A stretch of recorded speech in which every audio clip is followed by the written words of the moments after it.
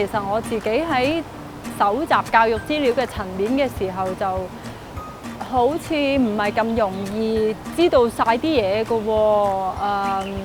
又有啲嘢身邊冇人講嘅，但係唔知點樣揾先至揾到出嚟嘅。咁所以阿 Ken 話搞一個 conference 嘅時候，我覺得咦好喎，咪正正就係幫到以前嘅我咯。嗰陣時咧，其實係我係就係成日同 Karen 傾偈嘅，成日就傾教育，跟住又傾parenting 啊咁樣啦。咁即係我自己就對於非主流教育啦，其實係即係或者西谷教育咧，我好有興趣。仲記得嗰陣時，即係第一次去開會咧，我係抱住我個仔。總之我就成日開會，我都係帶住我個仔去，因為佢 BB 嚟㗎嘛嗰陣時，就一路抱住佢咁樣開咗，跟住就成立咗咯。大家都係覺得香港嘅教育冇乜選擇。咁小朋友又辛苦，家長又辛苦，老師又辛苦，咁於是就走埋一齊。喺2014年嘅時候咧，就搞咗第一個喺香港大學嘅會議咯。咁當時個會議嘅名咧就叫做教育有選擇，其實係冇選擇嘅。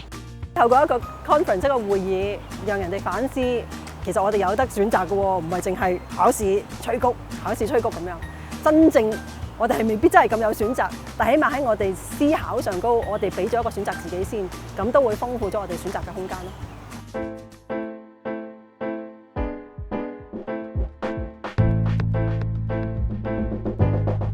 我同 Karen 傾嘅時候咧，我哋就話，我哋其實係要揾一個填詞人同埋作曲人去作一首歌，就係講關於教育係可以傳達到我哋呢個會議嘅嗰個信息嘅。當時就係我將我哋嗰個信息嘅重點我寫低佢先，所以我就只係腦入邊就係一堆文字，咁跟住我就只係俾 Karen 同阿 Ken 睇啦。咁跟住佢哋就話其實呢個已經係咯喎，咁樣喎。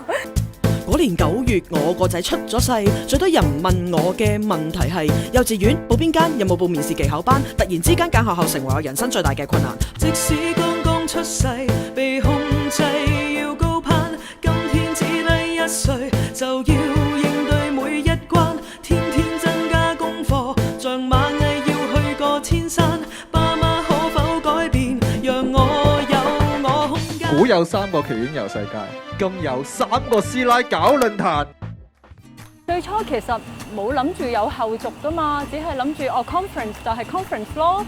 但係原來之後會衍生咁多咁奇妙嘅嘢出嚟嘅。